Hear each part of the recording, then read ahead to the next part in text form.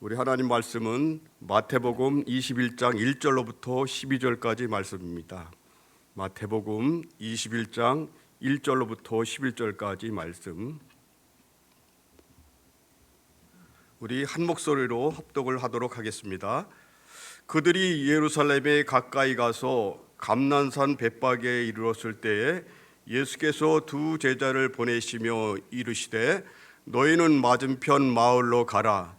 그리하면 곧 매인 나귀와 나귀 새끼가 함께 있는 곳을 보리니 풀어 내게로 끌어올고 오라. 만일 누가 말을 하거든 주가 쓰시겠다 하라. 그리하면 즉시 보내리라 하시니 이는 선지자를 통하여 하신 말씀을 이루려 하심이라. 일러스되 시온의 딸에게 이르기를 네 왕이 내게 임하나니 그는 겸손하여 나귀 곧 멍에 매는 짐승의 새끼를 탔도다 하라 하였느니라. 제자들이 가서 예수께서 명하신 대로 하여 나귀와 나귀 새끼를 끌고 와서 자기들의 겉옷을 그 위에 얹음에 예수께서 그 위에 타시니 무리의 대다수는 그들의 겉옷을 길에 펴고 다른 이들은 나뭇가지를 베어 길에 펴고 앞에서 가고 뒤에서 따르는 무리가 소리 높여 이르되 호산나 다윗의 자손이여 찬송하리로다. 주의 이름으로 오시는 이여 가장 높은 곳에서 호산나 하더라. 예수께서 예루살렘에 들어가시니 온 성이 소동하여 이르되 이는 누구냐 하거늘 무리가 이르되 갈릴리 나사렛에서 나온 선지자 예수라 하니라. 아멘. 오늘 본문 1절에 나오는 벳박이라는 그 마을은 베다니와 함께 예루살렘에 모여드는 그런 사람들을 모두 수용할 수 없어서 생긴 그런 마을입니다. 숙박과 물을 제공하는 마을들이 여러 곳에 있었는데 대표적인 곳이 베다니와 그 벳박이었습니다.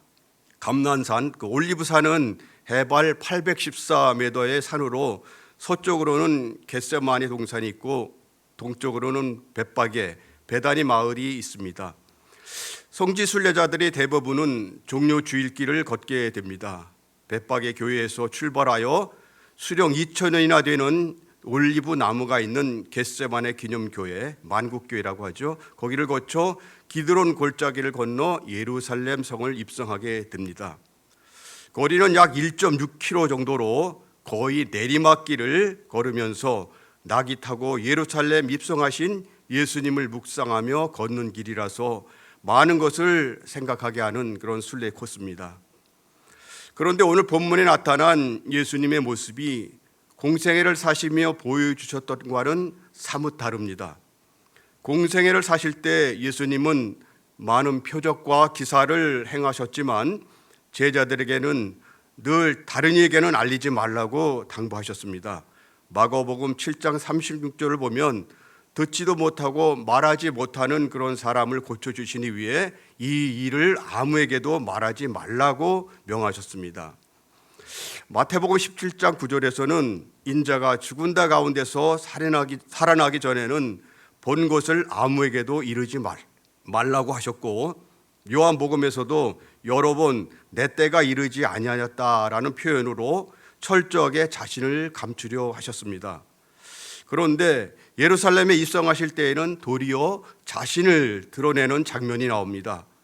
지금까지는 자신이 알려지는 것을 경고하시고 막으셨던 예수님이 왜 예루살렘에 입성하실 때는 자신을 드러내는 일을 스스로 행하셨을까요? 우리가 주목해야 할 부분입니다. 먼저 예수님이 나귀를 타신 이유입니다.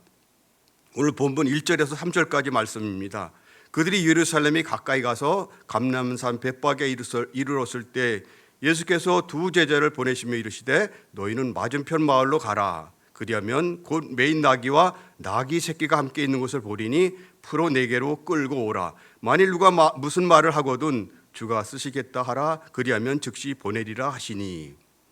올리브산, 이 감난산 벳박에로부터 예루살렘에 입성하시는 모습을 예수님이 직접 연출하신 것입니다. 구원의 언약을 이루시는 메시아로서 예수님이 나타나실 때 나귀를 타고 예루살렘에 입성하는 모습을 스스로 계획하시고 연출하신 것입니다. 오늘 본문의 절반 이상이 예수님이 두 명의 제자들에게 나귀를 가져오도록 심부름을 시키시는 내용입니다. 나귀를 끌고 오는 일이 중요한 사건이 아니라면 이렇게 자세하게 기록할 이유는 없겠죠. 이 사건의 가장 강력한 조연은 아마도 나귀일 것입니다. 예수님은 공생의 기간 동안 배를 타고 호수를 건너는 곳을 제외하고는 어디든지 걸어 다니셨습니다. 그런데 예수님이 예루살렘에 들어가실 때에는 나귀를 타셔야만 하는 이유가 있는데 스가랴 9장 9절의 말씀입니다. 시온에 따라 크게 기뻐할지로다. 예루살렘에 따라 즐거이 부를지어다. 보라, 내 왕이 임하시나니 그는 곧 의로우시며 구원을 베푸시며 겸손하여서 나귀를 타시나니 나귀 작은 것 나귀 새끼니라. 구원의 왕이 오시기 때문입니다. 그런데 그분이 겸손하시기에 나귀 새끼를 타고 오신다는 예언입니다. 스가랴가 예언한 대로 구원을 베푸시는 왕이 오시는데 그분은 겸손한 왕으로서 나귀 새끼를 타십니다. 이 예언의 말씀을 예수님이 이루고 계신 것이죠. 예수님이 태어나실 때 구유에 누이셨다는 사실을 잘 기억하실 것입니다. 우리가 쉽게 말구유라고 하는데 사실은 나귀의 구유입니다. 서민들의 집에는 말이 없었는데 고대로부터 지금까지 말은 매우 비싼 동물이기 때문일 것입니다. 태어나실 때도 나귀의 구유에 누우셨고 마지막 십자가로 나가실 때도 나귀를 타고 입성하셨던 것입니다. 다음으로 군중들의 의도와 예수님의 진정한 의도가 다르다는 것입니다. 본문 8절에서 10절입니다. 무리의 대다수는 그들이 곳을 펴고 다른 이들은 나뭇가지를 베어 길에 펴고 앞에서 가고 뒤에서 따르는 무리가 소리 높여 이르되 호산나 다윗의 자손이요 찬송하리로다. 주의 이름으로 오시는 이요 가장 높은 곳에서 호산나 하더라. 예수님이 왕으로 예루살렘에 입성하시는데 나귀를 타신 모습은 군중들이 기대하는 정치적 왕이 아니라는 것을 보여줍니다. 많은 사람들이 공생애를 통해 예수님이 행하신 일, 특별히 나사로를 죽은 자 가운데서 살리신 기적은 군중들에게 예수님이 우리를 구원해 줄 메시아라는 기대를 갖게 했을 것입니다. 그래서 예수님이 예루살렘에 들어오실 때 그들이 기대했던 메시아 관을 가지고 환영하고 있습니다. 예수님을 왕으로 모시고 환영하는 외침이지만 군중들의 의도와 예수님의 진정한 의도가 다릅니다. 그들은 귀리에 겉옷을 깔아드리고 또는 나무 가지를 꺾어와 길에 깔고 호산나 주님을 환영하며 외쳤지만 그들이 지금 외치는 구원해 달라는 그 외침은 영적인 구원, 죄로부터 사탄의 죽음의 권세로부터 구원하시는 하나님의 구원이 아닙니다. 정치적인 구원, 즉 로마로부터의 구원을 의미하는 것이죠. 시편 118편 25절에서는 여호와여 구하옵나니 이제 구원하소서. 여호와여 우리가 구하옵나니 이제 형통하게 하소서. 유대인들을 로마 제국으로부터 정치적으로 해방시켜줄 것을 간구하는 내용으로 자주 사용해 왔습니다. 그래서 그들은 예수님이 오실 때 겉옷을 깔았습니다. 세속적인 왕에게 하는 행동입니다. 요한복음 12장 13절에서 표현한 종려나무 가지를 가지고 맞으러 나가는 것도 민족주의적인 열정을 보여주는 것입니다. 주전 175년 시리아의 안티오코스 에피파네스에 의해서 예루살렘이 함락된 적이 있었습니다. 그때 유대에서 마카비라는 사람이 나와서 안티오코스 에피파네스를 이기고 예루살렘에 입성해서 회복시키는 사건이 있었습니다. 종려 가지를 가지고 맞이하는 것은 마카비우스가 승리하고 예루살렘에 입성할 때 사람들이 환영하는 도구로 종려나무 가지를 흔든 것에서 유래된 것입니다.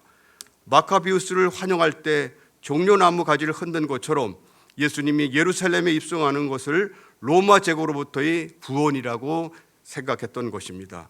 예수님을 마카비우스를 환영하듯 종려나무 가지를 들고 환영하는 것입니다. 예수님이 연출한 것은 그저 나귀 새끼를 타고 가신 것뿐인데 군중들은 잘못된 메시아에 대한 기대를 가지고 종려나무 가지를 흔들며 예수님을 정치적 메시아로다가 만들었습니다.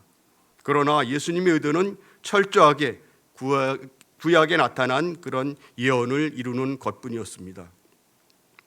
세 번째로 예수님은 구원의 언약을 이루시기 위해 오신 겸손한 왕이십니다. 스가랴 9장 10절입니다. 내가 아브라함의 병고 말을 끊겠고 전쟁하는 활도 끊으리니 그가 이방 사람에게 화평을 전할 것이요 그의 통치는 바다에서 바다에까지 이르고 유브라데 강에서 땅 끝까지 이르리라. 세상의 통치자들은 전차, 말, 활 등으로 무력 통치를 합니다. 그러나 무력과 힘이 아닌 온유와 겸손, 섬김과 사랑, 희생과 나눔으로 다스리는 하나님의 나라가 있습니다. 바로 십자가를 통해서 이루시는 평화의 나라인 것이죠. 지금 예루살렘에서는 예수님을 죽이려고 시기와 미움이 가득한 대적들이 음모를 짜고 있었습니다. 그것을 모르실 리 없는 예수님은 나귀를 타시고 입성하시다 본문 10절에서는 온 성이 소동할 정도로 군중의 환호성이 있었다고 말합니다. 이날은 예수님의 십자가에 죽기 닷새 전입니다. 이날은 10일이고 6월절은 그달 14일입니다. 율법에 6월절 양을 취하는 날로 정해져 놓은 날이며 닷새 전에 어느 양을 죽일지를 정해야 했습니다.